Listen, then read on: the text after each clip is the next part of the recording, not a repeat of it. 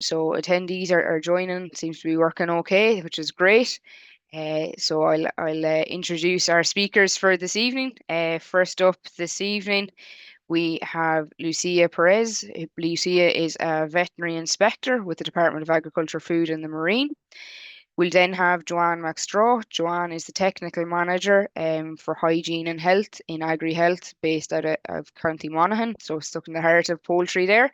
And then finally, we have Thomas Francey, which a lot of you may be familiar with. Thomas is an egg producer based in County Monaghan. So, Lucia, I'll ask you to share your slides. While Lucia is getting ready to share her slides, I'll just draw your attention to the Q&A box on the bottom of your screen, or if you're working off the phone, it may appear in a different location, but you can type your answers into that Q&A or the chat box, and we'll take questions after each presentation and at the end. So please do be sure to put in any questions that you may have for any of our speakers this evening. Brilliant, Lucia. That's ready to go. So perfect. Thanks a million. Well, thank you very much, everybody, and thanks, Teagasc, for giving me this opportunity to share this presentation with you. So I will give you a brief update on the current situation of avian influenza at this time, and also I'm going to put some slides about biosecurity. So my name is Lucia Perez. I'm one of the veterinary inspectors in the Department of Agriculture, and I work in a team called the NDCC, in the National Disease Control Center. Our role in the NDCC is the management of diseases, the notifiable exotic diseases and emerging diseases. So we are focused on the prevention and be ready for an incursion of a disease. The control, this is whenever we have a suspect, to investigate, and if it's then confirmed positive, to eradicate. So one of these diseases that we look after is avian influenza. And avian influenza is very, very contagious. It's also, it can be fatal to poultry. And one of the things that we need to keep always in mind is that the natural reservoir of avian influenza are wild birds. They are the wild birds, and in particular waterfowl. So they are the source of most of the incursions that we are seeing in Ireland and in Europe. And the current strain that is circulating, the subtype H5N1, is proven to be really, really contagious and very ubiquitous.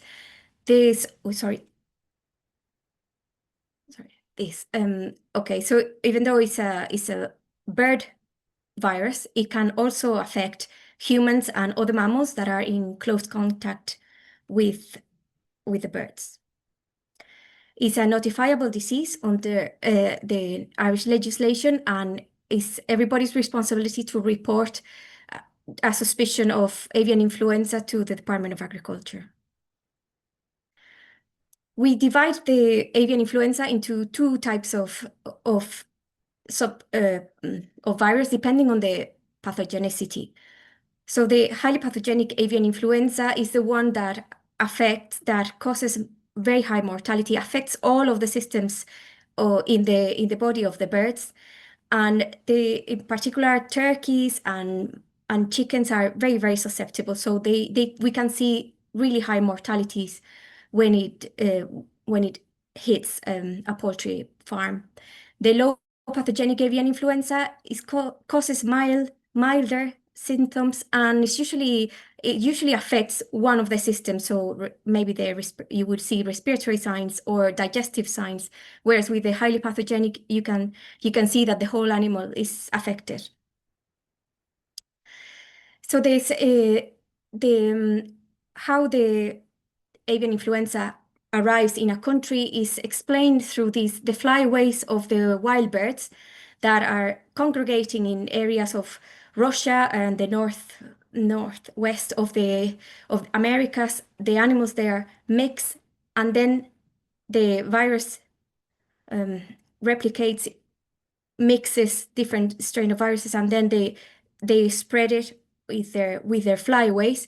When they are when they are reaching our country. So as you can see, Ireland is also in flyways, in one of the flyways there. The wild birds then will contaminate the environment, they contaminate the local bird population, and either directly or indirectly, they will also infect poultry farms. This is an illustration of the number of cases that we have had in wild birds in Ireland. So it's 60 to date. We do a wild bird surveillance program whereby people report where they found dead wild birds, and we collect them and test them. We do have a policy for collection, so not all of the submissions would be, not all of the cases that people report would be eligible for collection. So it's got to be one or more birds of prey, 3 or more waterfowl, and 5 or more of any other birds. So the way people can either call DAFM directly, sometimes they are reported to the NPWS, and there is a website called Avian Check, where members of the public just tell us what they found. They can include a photograph and the location. So our local team will go pick it up and go, and it will be tested in one of our regional labs. So this is to illustrate, so this is the situation in 2025 and 2024, we only had one. So this is just to compare the image on the right, you can see all those gray dots. Those are the number of submissions that were negative. So it's not that people were not submitting birds for testing, that we did have a good amount of submissions, but only one of them was positive, whereas this year we've had 60 to date, and the year is not over yet. With regards of the outbreaks that we have currently ongoing, we've got 3 outbreaks, all of them in turkey flocks. Turkeys are really, really susceptible. And we've got the first one appeared in Carlow on the 4th of November, then the second one in County Meath, the 5th of November, and the last one we've had is the one in County Monaghan on the 10th of November. So just to remind everybody, this is the first time that we've got outbreaks in poultry since 2022. We did have another 2 cases that were in captive birds, one in a backyard flock in County Donegal in the summer, and the one in Cork in the middle of October. Just going back to compare with the last time we had the outbreaks in 2022, the 2 outbreaks were also in turkeys and in County Monaghan. County Monaghan has got a very dense population of farms. So this. Okay, so the situation in Northern Ireland at the moment, they have, you can see the map there. For one of them is ours, the one at the bottom is our County Monaghan outbreak that goes a little bit into the territory in the north. There are 2 outbreaks that are currently confirmed. The one in the Omagh in County Tyrone is now concluded. So the one near Pomeroy and the one in County Fermanagh. And then there was a new suspect case that is not being confirmed yet in County Down, but they have set up the temporary control zone for that. The same way that as we do our neighbours in Northern Ireland, they have set up the avian influenza prevention zone, which is similar to our biosecurity order and the biosecurity regulations, and that is in place since the 1st of November, like ours. And the housing order, they have also set up a housing order with compulsory confinement of birds from the 6th of November. Looking at Great Britain, this year today they have had 42 cases in England, Wales, and Scotland, and this is from the 1st of October. And if we want to compare it with the previous years, actually, sorry. So for the whole of the season of 2024-2025, that is from October 2024 to September 2025, they had 81 cases altogether. So this year is really looking bad. Wherever we look at is hitting the poultry producers really hard. The same decisions as well as measures for trying to stop the spread with the avian influenza protection zone and mandatory housing measures in England and Wales.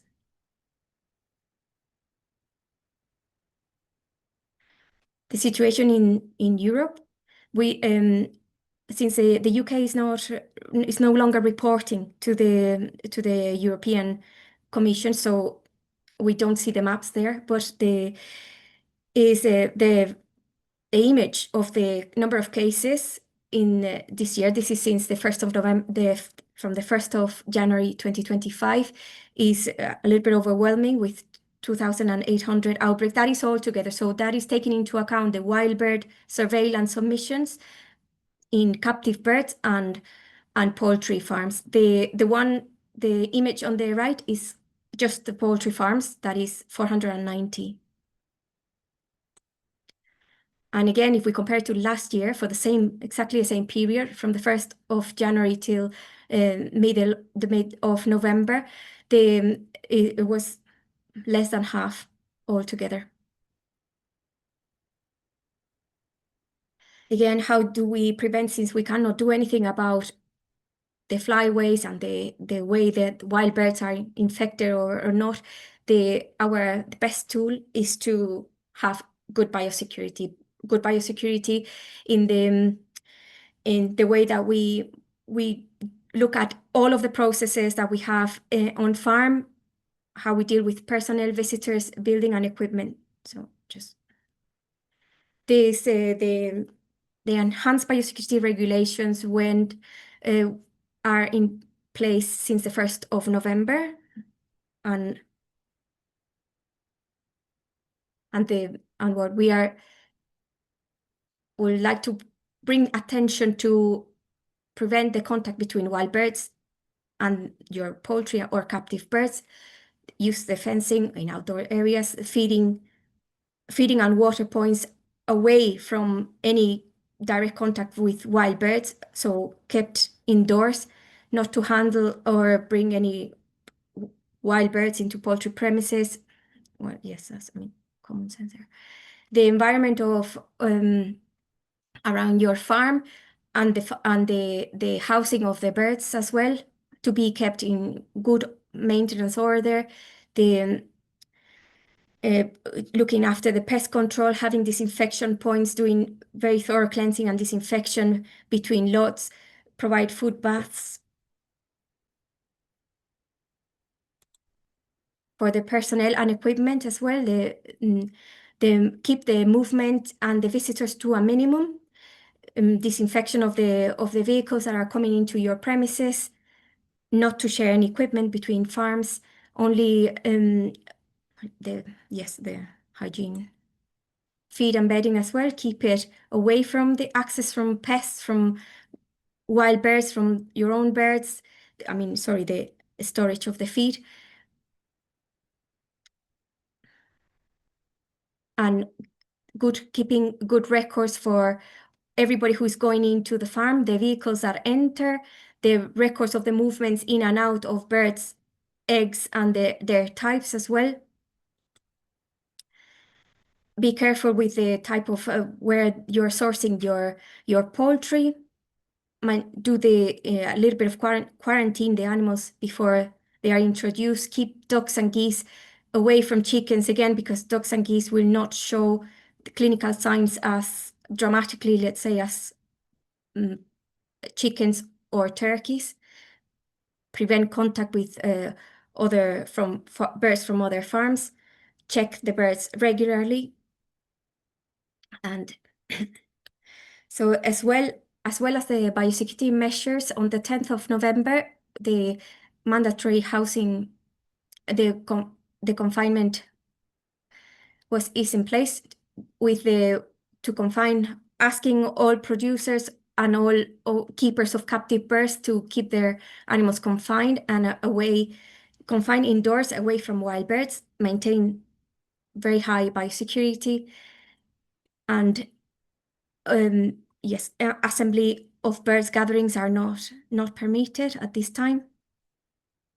And another campaign that we've launched is also to encourage all keepers of birds to register their flocks, whether they have 1 or 2 birds or more.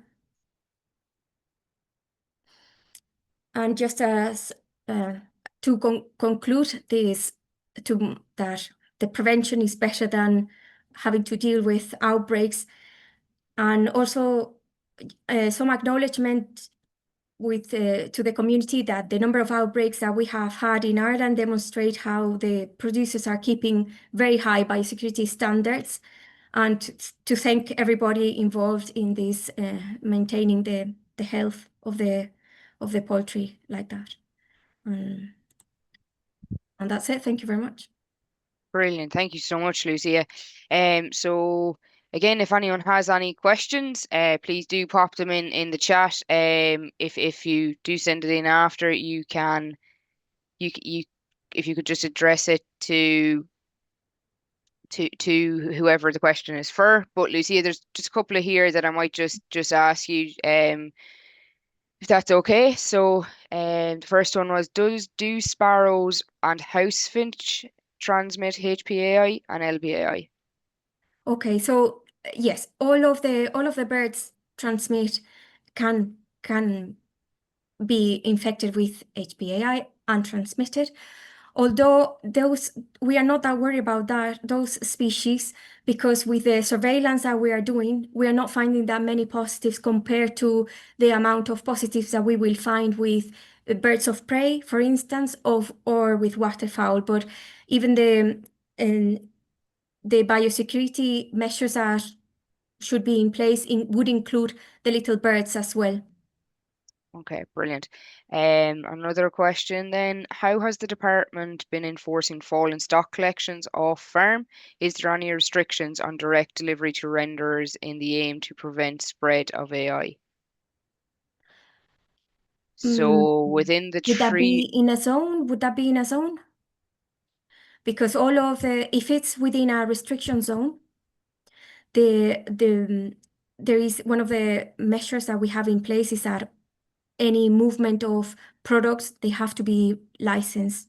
So a farmer would need to apply for a license to move any type of product to the rendering plant. As of enforcement, I don't know if there are breaches in the so we've put those temporary measures whereby the farmers everybody has to apply for a license to move poultry, and if we find that there are breaches in compliance with the rules, then we will investigate and follow that up. I okay. don't know if that is. Yeah, I think that they've maybe followed up with is general collections, I suppose. So the if they're not within a zone, the standard procedure can Yeah. operate. Yeah. Okay. That would be if there are breaches in the ABP regulations with maybe that would Yeah. again Okay. that would also be followed if there is if somebody's not adhering to the right. Those regulations. Yeah. Yes. Okay. So Angus Lane has asked, vet with St. David's, he has said, thank you, Lucia. That was a very comprehensive presentation with a lot of detail with regards to poultry premises within the 3K zone. Yes. Are all of these poultry premises sampled, or is it just a visit by a veterinary inspector with hot traces or close contacts sampled? Right. So that depends on on each of the farm. All of the premises in the protection zone in the 3K are visited, and again the sampling in it will depend on what type of birds they are keeping, the numbers, and of course on that first clinical inspection that one of our colleagues would do on farm. That would definitely determine whether the farm is sampled or not. Okay, brilliant. And then finally, there's one more question. Do you think the housing order would do more damage as it could contain the infection by being indoors? Okay, so that would be depending on who you're asking. So if you're asking a neighbor, then they would be very grateful if you are containing the disease to the farm. But yes, so for the housing order definitely helps to prevent spreading the disease. If a farm is infected, whether you've got one or two animals infected or a larger population of the farm, unfortunately, we need to do the stamping out of that farm. So from a animal welfare point of view, more animals, yes, if you've got them all confined, they will get sick quicker. But if they are not, if you've got infection in a farm and then, I was going to say, and they are not that enclosed, you still, the infection will still reproduce within the farm, but at a slower rate. And increase the risk, I suppose, of spread Yeah, to other farms because through it would wildbird. Yeah. be in longer. So it's a very useful tool, and we need to use all the tools that we have on hand. Yeah. There's another question just in there, and then we might bring in Joanne then. So John, if you want to start getting your slides ready, that'll be great. So how long does the surveillance zone stay in place? Okay, so there are the surveillance zone needs to stay in place until all of the farms that we need to visit have been visited, and as well, it depends on the date where the preliminary cleaning and disinfection was completed as well. So it at least, and that is the very least, 28 days from then. From the date of preliminary cleaning and disinfection. Okay, so it's not from the date of, so just to be clear, it's not from the date of reporting of that case. It's once the birds have been culled and the site has been preliminary cleaned and Yes, disinfected. because we need to remove the source of the infection Okay, from that environment. brilliant. Thank you so much, Lucia. Hopefully there'll be maybe some more questions at the end. So, Joanne, if you want to share your slides there, we'll take your presentation now. If there is any more questions, please do keep popping them into the Q&A, and address them to either Lucia, Joanne, and then when we have Thomas as well. Thank you very much for the invite, Rebecca, to speak to everyone. Welcome everyone, and thank you, Lucia. That was a really good presentation. There will be a little bit of overlap here on the biosecurity, but I don't think that's any harm because we're saying the same thing, which is good. Okay, are we moving? Yep. Slides moving, yeah. They are indeed. Yeah, Perfect. good to go. Okay, so so it's obviously tonight and not today. We're diving into the critical topic of biosecurity in poultry farming. It's important all the time, not just whenever we're in an outbreak situation. We do live and breathe biosecurity, but it is important at times like this to just look to see if there's any areas that we can improve upon or tighten up or add some additional measures to. And so we'll just cover, what it is, why it matters, and how to implement it effectively with some basic practical measure or practical tips then.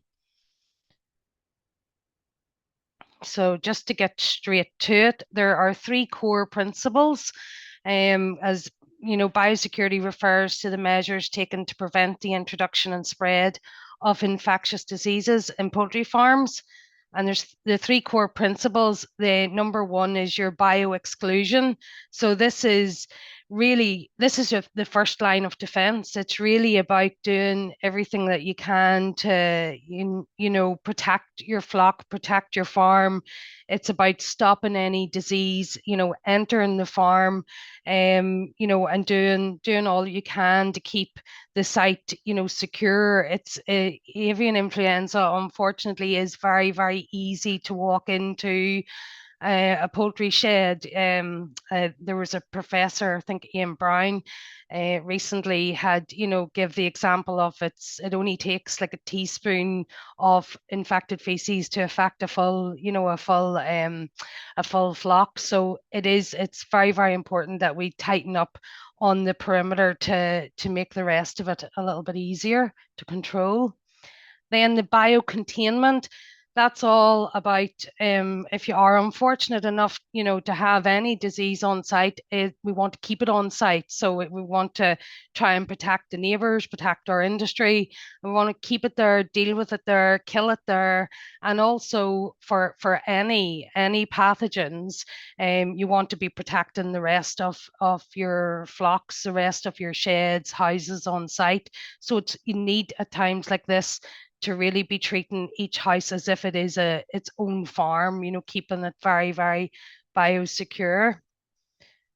And then biomanagement is the third one, which is just really all about maintaining healthy daily practices. So this is the ongoing management on site, making sure that, everyone's aware of the risks, and doing, all they can to, stick to the rules, have strong routines in place, know when there is a lapse in biosecurity or something goes wrong, what to do about it, and, really get those early intervention measures in.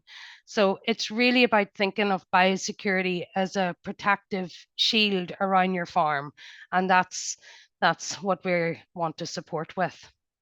So moving on then just into pathogen transmission. Unfortunately, there's lots of different pathways that pathogens can enter the premises. Not all pathways or entry points or contaminants carry the same risk. We do, in very, very general terms, we do know that we move up from low risk to high risk. So we can have transmission by people's breath, by the incoming feed, pets and rodents, air in the environment, materials and equipment, transport vehicles, people with clothing, footwear, drinking water, and the animals themselves.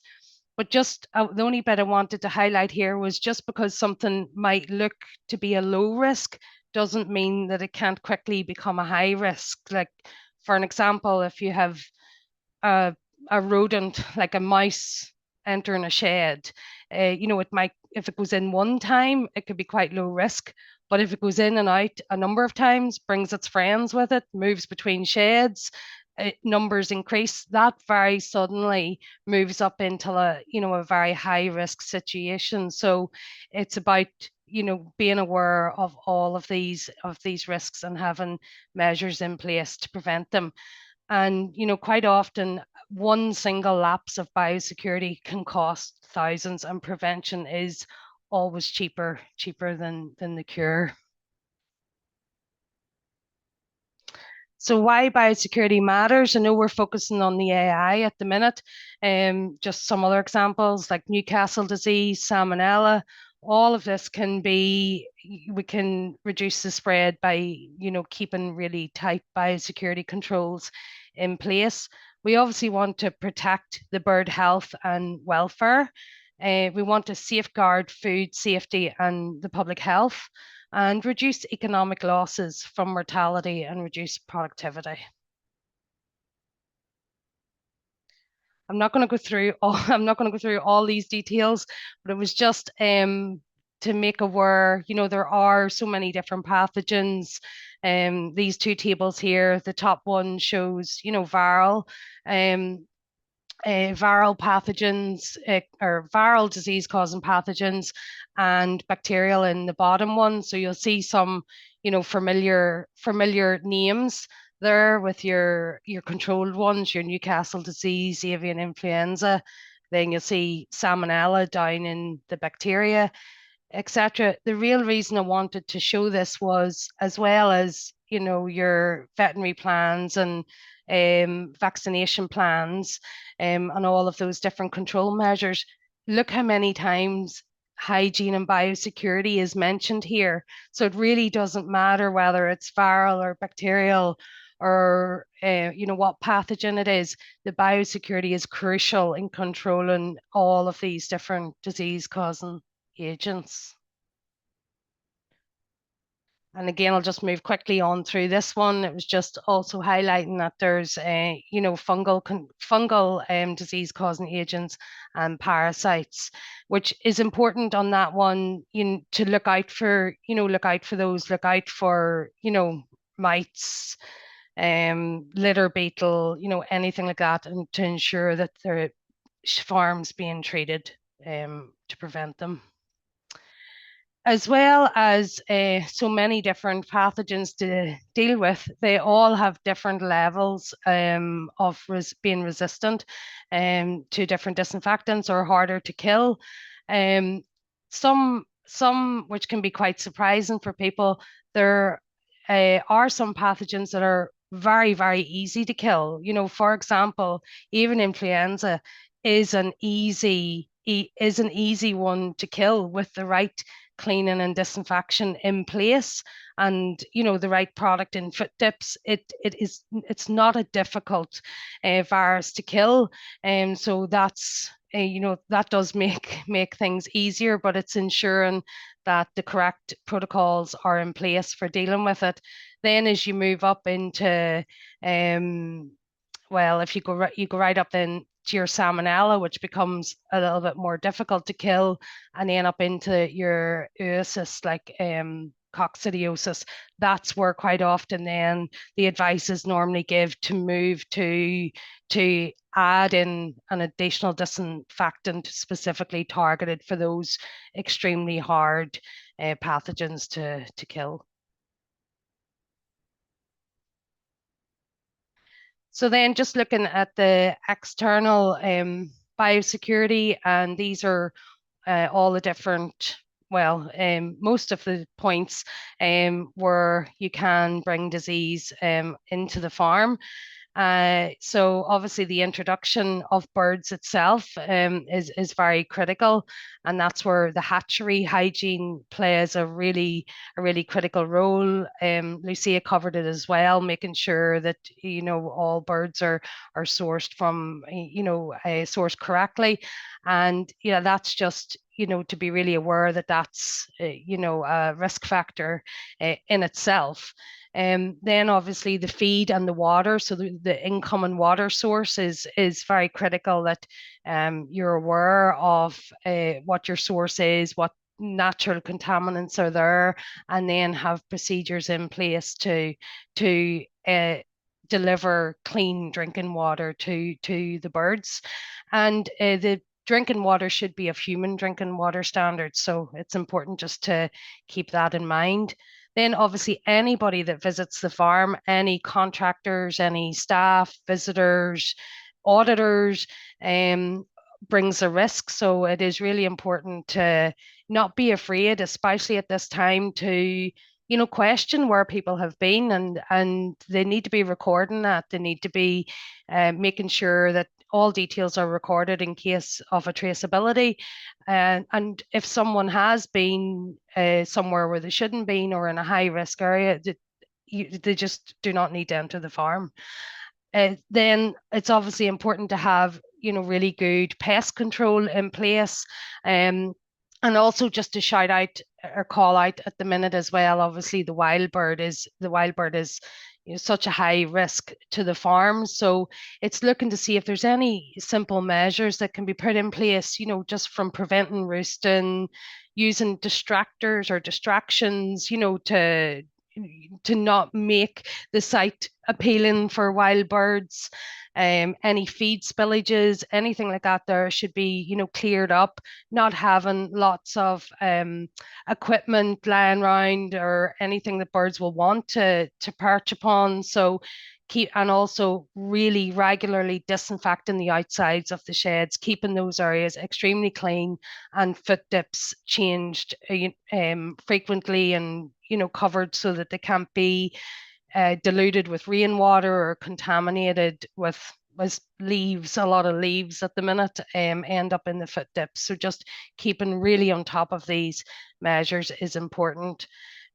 Carcass disposal, so the dead bins is another one to really think about at the minute, keeping them away from the actual sheds and houses, ensuring any contact with them gloves are used and hands are washed and disinfected. Just those simple measures to put in place, and try to have also specific equipment for each house or shed if that's possible. If it's not, it's making sure that any equipment that does have to transfer is cleaned and disinfected every single time. That's the only way to prevent carrying something in to a neighbouring shed. And transport, the poultry industry is an industry on wheels, so it is very, very important to think about that.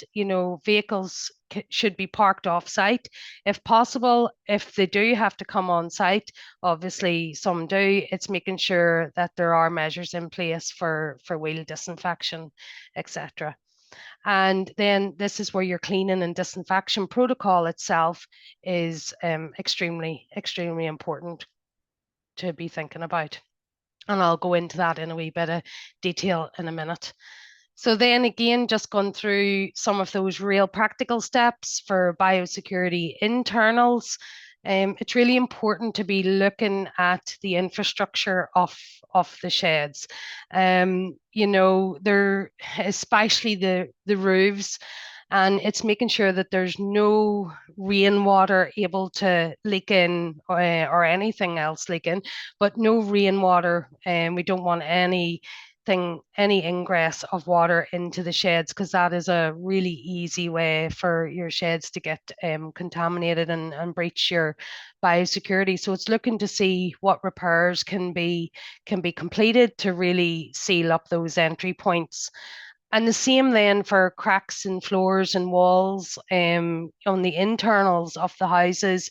Any cracks or any cracks or surfaces that are broken become really difficult to clean, and they harbour a lot of different bacteria pathogens as well. So just keeping on top of the repairs is really, really critical. Hand washing and disinfecting should also be in place at all entrances, so on-site entrance and also into each of the houses. Insects and rodents, I did touch on that, but they can carry disease and have been tested and shown to carry disease before. So it's important that you have treatment in place. Foot dips, again, we covered, but it's making sure that the correct product is being used in them, designed for foot dips. So we want it to be fast acting. There's nobody can stand in a foot dip for 10, 20 minutes. So it has to be able to deal with organic matter on the boots and work, work in a very short period of time. Keeping them covered is best, and changing them frequently as per the chemical manufacturer's guidelines. Vehicles, then obviously the wheel disinfection, and same point goes for that. It's just making sure that the product that's in there is the correct product, and it's an approved product, and it's used at the correct concentration, and changing it again frequently. All farms then should have a veterinary health plan in place. Vaccination protocols should be strictly followed. Drinking water, again, just to cover, once you know what the source water is like that is incoming, it's important then to have processes in place for cleaning, keeping the water clean throughout the production process. All equipment, again, should be disinfected between sheds. Control rooms should be kept clean and tidy. So not just during that turnaround period, you really should be kept clean and disinfected daily, especially now. And of course, vigilant monitoring is critical, and reporting concerns quickly. Clothing and footwear should be shed specific if possible, and it's really good practice to also wear hair nets, because we can carry contamination in our hair. So anything that puts a barrier in there is critical. So the importance of then the cleaning and disinfection step here is, obviously once the sheds are emptied, there's a lot of material and dirt and organic and inorganic matter, and pathogens within that needs to be removed. It's very important to have your cleaning with a detergent and water solution in place there, because the cleaning step alone can remove up to like 80% or 80 to 85% of pathogens. So just alone having that, a really good cleaning process in place, is the best way to get really strong results out of your cleaning program. Obviously, the rinsing of that out removes all that matter with it and leaves the surfaces ready for disinfecting. It is very important for all detergents to make sure that they're all rinsed away effectively. If they're not, and there's still detergents left on the surface, they can affect the efficacy of the disinfectant coming next. So it's really important for them to be rinsed off. And then that's where you're giving your disinfectant the optimum conditions to reduce that bacteria right down to as low as possible. And we really need to be aiming for 99.999% reduction at the end. So just a few other practical tips here. The correct product choice is critical, as I've said. For standard cleaning, an alkaline foaming detergent is needed, and that's to really break down the fats and proteins. They need to be broken down by a detergent so that they can be rinsed away easily. It's important as well only to leave detergents on for the recommended contact time, which, depending on the chemical, it's normally 20 to 30 minutes. You don't want to leave it on any longer. I've seen in some cases product left on overnight or for hours at a time, and it dries up and it actually creates a really sticky coverage on the surface. It's really hard to rinse off then. So it's using the products in the correct manner, again, to rinse away all residues. And then for deep cleaning, there might be times where you need a different type or an additional type of a detergent, an acid rather than an alkaline. And that's for if there is like water scale or lime scale build up on the surfaces that can really harbor bacteria and give it a surface to grow upon. So there'd be times a different type of active is needed to clean that away. And of course, disinfectants must be registered and approved. So that goes without saying. Then just quickly through the process itself, just a bit of a visual look at that. So all litter should be removed off site before any cleaning starts. So there should be no cleaning starts if one shed's emptied and ready for cleaning and there's still litter on site, or even worse, birds on site. No cleaning should commence until the whole site is ready for that step. And then it's important to have a rinse down or pre-wet the surfaces, then applying the detergent with its contact time for 20 to 30 minutes, rinsing, leaving to dry, and then applying your broad spectrum disinfectant, leaving to dry. And then thermal fogging is always good practice, because that'll get any of the pathogens that are like any of the aerosols. It really helps to reduce that bioburden, or if there's really hard to reach areas within the shed, it's a bit of an extra of coverage and a bit of a safety net. And it's important to validate the program, so that's using swabs to check that the program has worked and has delivered the results that it should. Important then to get the drinking lines cleaning and disinfecting into the process. And I always recommend as well at this point to get your foot tips back in place. Don't leave it to the end till after the disinfection. Once those sheds are cleaned, get fresh foot tips down. That's you starting fresh. And then there will be at times, if there is a cocci issue, that an additional step will have to be added into the program. I couldn't talk about this and not quickly cover product safety, because I think it's so important.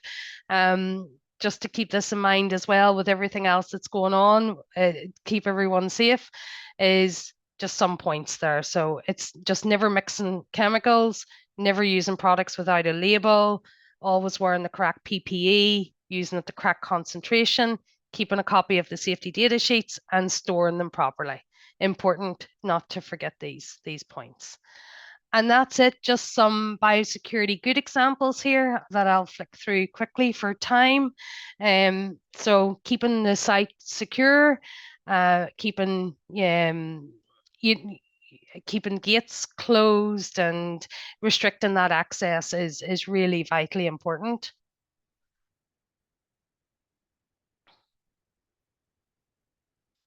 Just another example there of just keeping the site secure, nice driveway, perimeter. More good examples. Real differentiation here from the shed to the concrete to the stoned area. Makes this easy to clean. Obviously foot dips outside. The barriers in the control rooms, all nice and clean and tidy as well. And your hand washing and disinfecting points. Talked about the dead bins, just put one in as a reminder. And then just very quickly, it's important to be able to measure your biosecurity. You know, we all talk about it at the minute, is increase it, do more, etc. But unless you can really measure it, it's hard to know what areas can be improved upon and what areas you're doing really well. So I just want to point out the biocheck.ugent is a really, really good tool for assessing your biosecurity on your farm from an external and an internal perspective. It'll give a score and it'll give advice on how to improve upon those areas. It is available with funding from Animal Health Ireland, which I think is really due to open again. So that's an important tool just to point you towards. Just a few points as well, as we do have the housing order now, either to think about enrichments. So I would advise discussing that with your advisors, with your veterinary partners, field advisors, as to what will work best for your operation. The only point that I want to really highlight here is it's important to be able to clean and disinfect them as well. And in summary, then, biosecurity is everyone's responsibility. You need to protect your farm to protect your poultry. Correct cleaning and disinfecting must be completed. Health monitoring is vital for early detection, so stay vigilant. Stop all non-essential visitors to your farm and ensure all staff are trained and following the biosecurity rules. That's it. Thank you. Fantastic. Thank you so much, Joanne. So there has been a couple of more questions into the chat there. So sort of between, I suppose, it's probably between yourself and Lucia. Or I'm happy to step in as well if needs be. So why not apply vaccinations in poultry?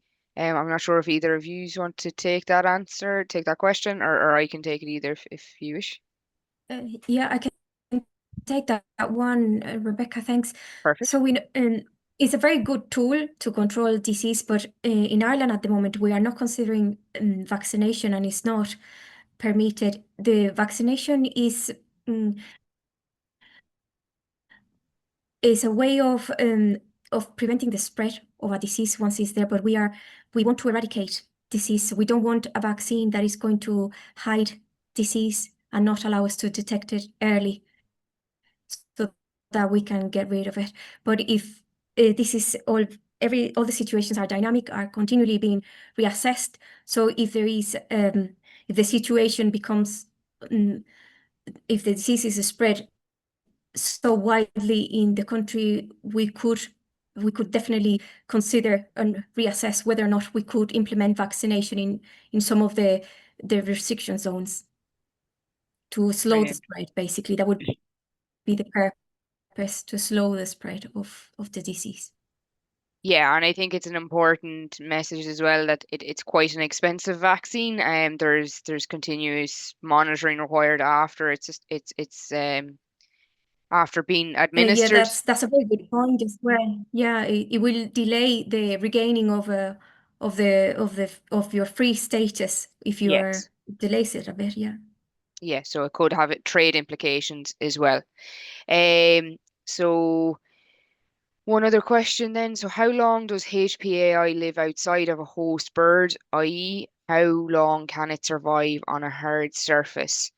I suppose does any of you want to answer it, or I have an answer here from it's actually from Kieran. I just double check my own knowledge with Kieran just to be sure. So Kieran Cunningham from Agrihealth as well.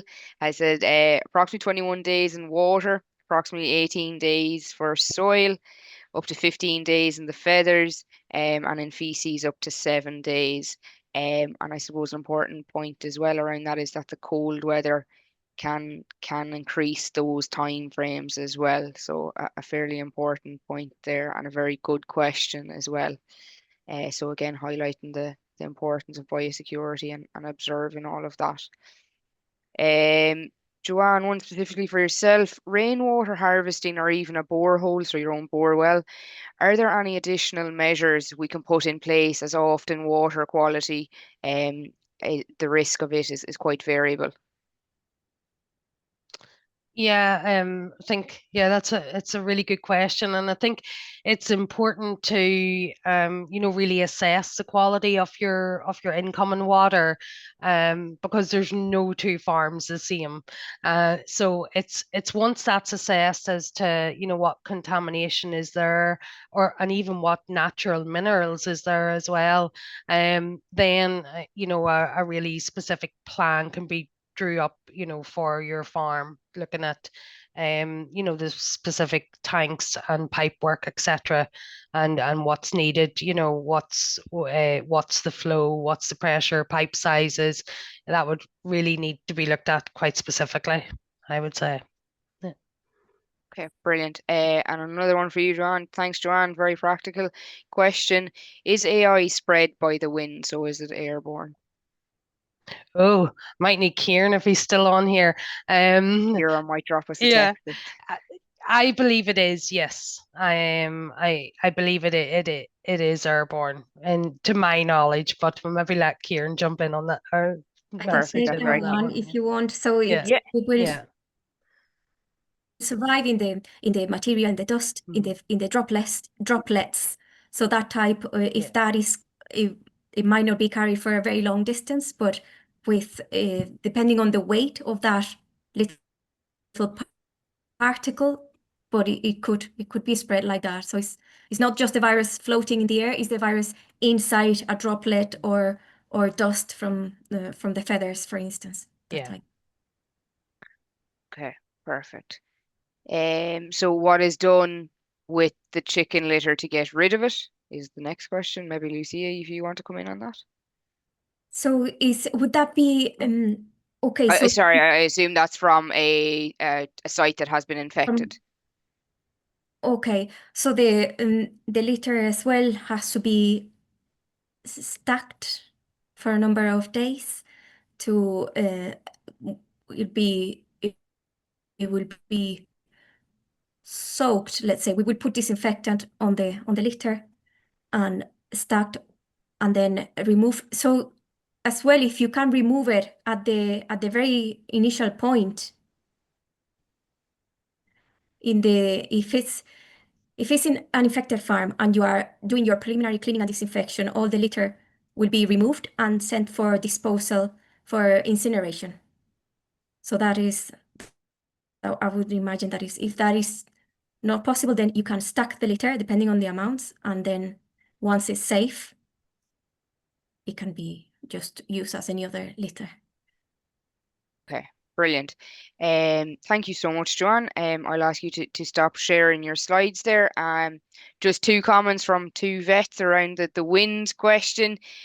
So as Lucia correctly pointed out, it can be spread on the dust or droplets, but it's not the wind itself. It's the dust or anything that is infected by the virus. But you're talking very small distances. So keeping that biosecurity up to speed. So last but certainly not least, I think maybe the hardest message that's going to be delivered this evening is Thomas Francey. Thomas is an egg producer from County Monaghan and was unfortunate enough to be hit with it was ILT, but experienced a mass cull on his farm. So Thomas, I'll ask you to unmute there, and you might give us a little bit of your background on the situation you went through a couple of years ago. You can hear me okay? We can, Thomas, thank you. Yes, so most will know Thomas Francey is my name, from Clonus and Monaghan, and we run an enriched caged outfit and a free range outfit with approximately 100,000 layers in total. And in 2020 we built a new free range house at a cost of almost $1 million, and the birds went in January, and then in the start of June we got hit with disease. And I don't think it really, getting hit with disease is one thing, but just the realization that you have to cull,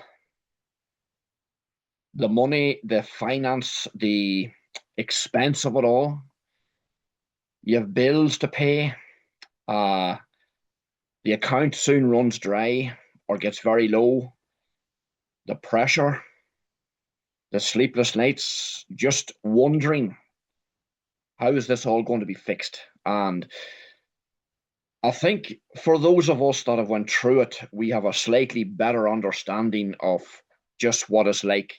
And I'll say there's no shame in someone getting hit with disease, because it's out of your control. It's, unfortunately, it's a fact of life, and it happens. There's my side. And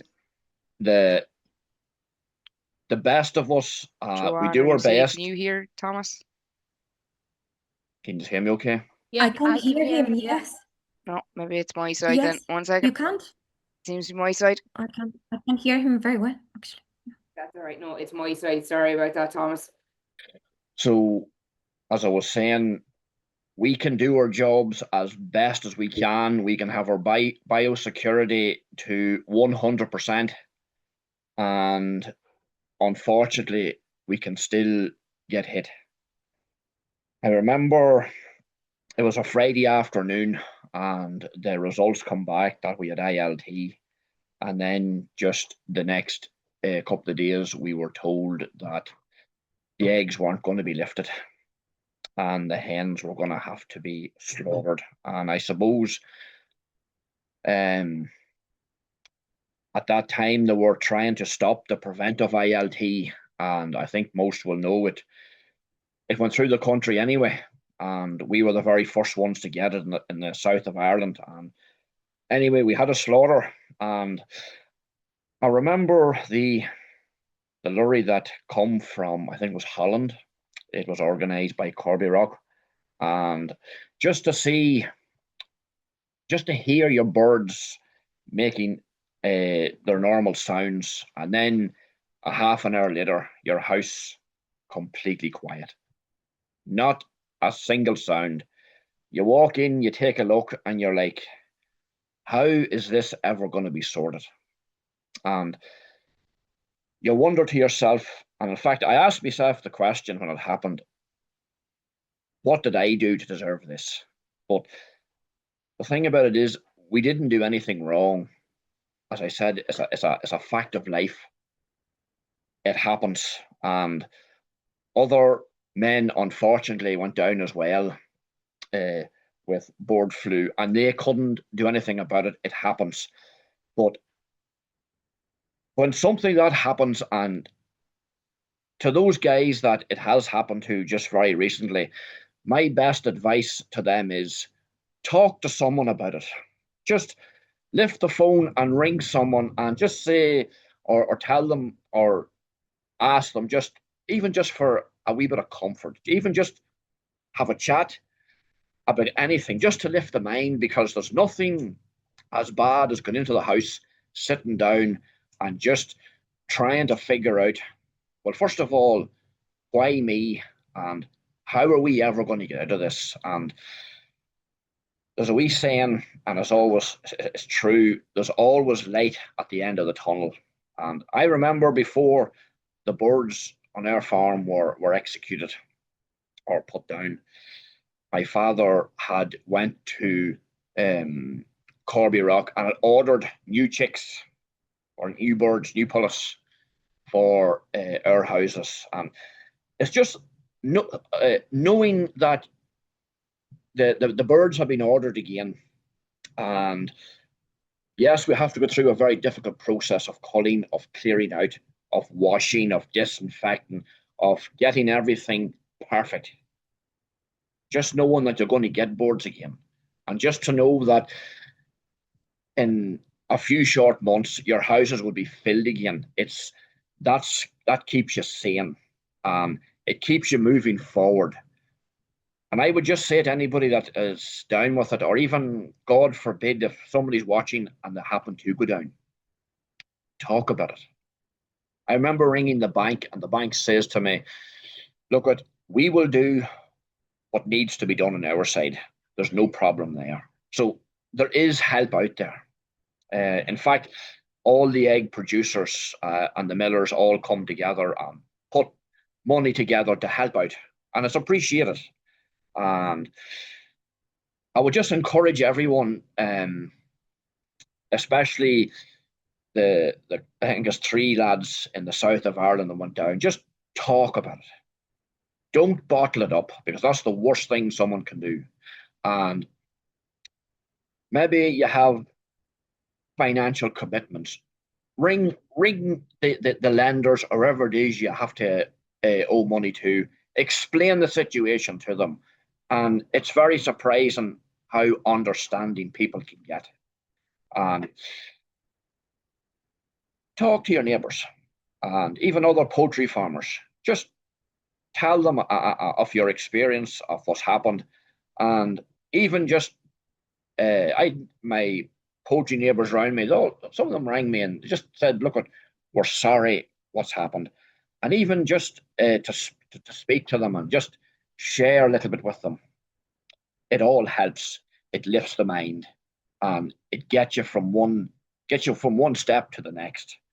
And look, I'm not going to make light of it, but the financial cost of having to cull your flock, we had to cull 80,000 birds, and the value of those birds alone were not far off 500,000.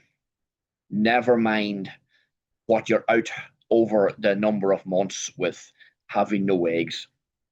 We happened to be just fortunate enough, my 20,000 free-range birdhouse, it was 3 miles away from the other farm, and we managed to keep the disease out of it, and it kept going and kept bills paid. But it was tough. It was hard going. You don't sleep too well at night, thinking about it, worrying about it, just wondering how's it going to be dealt with. But look, there's light at the end of the tunnel. There's always a way through. Keep a positive mind. Do your best. I suppose little things that I have learned from that experience is, yes, you can have your biosecurity at 100%. But there was a wee remark made there, I think it was by Joanna, about keeping, so for example, shovels and wheelbarrows and tools, keep them in that hen house. Do not take them out for any reason. Go and buy yourself a second set if you need them for another job. Even just the catchers that come to take your hens out, provide them with shoes and clothes. It's just another wee way. Make sure the lorries is washed to the last and disinfectant, because the reality about it is when disease gets in and your flock has to be culled, it is no joke. It's not fair. It's not very nice, but you have to get on with it. You have to push through. You have to deal with it. And I'm not going to spend too much longer because it is a tough subject and it was very difficult at the time. But the biggest thing for us was just having our neighbours, our friends there, and just talking to them And just, even if it was just for 5 minutes, we lifted the phone, and even at 9 o'clock at night, we come into the house, just sat down, lifted the phone and chatted about anything. It lifts the mind, and it helps you out. And look at the financial end of it, it will sort itself out. It always does. And as I said, banks they're there to help. We often hear scare stories of banks moving in and taking over. Look, it's not as bad as that at all. Just do your best and move forward. Thanks. Thank you so much, Thomas. I think I got goosebumps myself when you said about the going into the house and the noise, and then going in and silence, and that is a message you hear from farmers around the silence. But I think the key thing that you mentioned there is to talk to people. You're not alone in this. A very, very important message, Thomas. So thank you so much for sharing your story. It genuinely, I think it hits harder than any message. Myself, Joanne, or even Lucia, after brilliant presentations, I think that those few words can definitely, and it is those small things of a second set of equipment and extra footwear and PPE. You know, it's a small price to pay versus the financial burden and stress that you went through. So as an industry, I think we're quite good at standing together, but we need to do that even more so now. So I do just want to say an absolute thank you to Lucia, Joanne and Thomas. There is a couple of comments there. I'll just read them out very quickly. From Sam McKenzie. Well done, Joanne and Lucia, for an excellent and informative presentation. Also to Thomas for sharing his past experience in the disease outbreak, and thank you to Teagasc for organising and taking the time with the event. And then another one, brilliant testimony, Thomas. A very human approach to the issue, very much needed.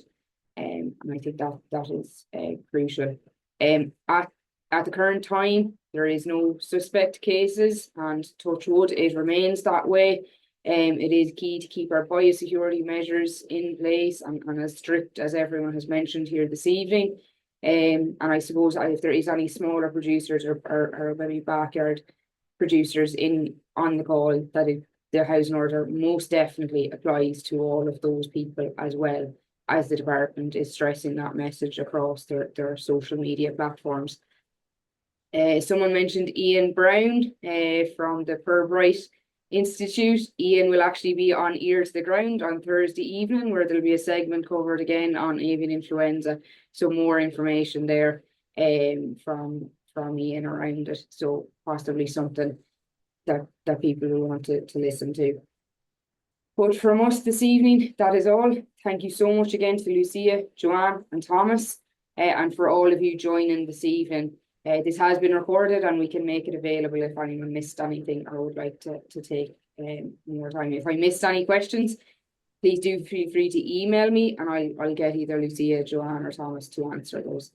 But for now, stay safe, everyone, and hopefully we'll see you all on the other side of this housing order when we can all meet again. Thank you so much. Thank you very much. Thank you. Well Thank done, you very Thomas. much. That Thank was you. fantastic. Yeah. You just have to hang in and do your best. Oh, good for you for sharing it. That was really powerful. Yeah. All right. Good night. Fair enough. Bye.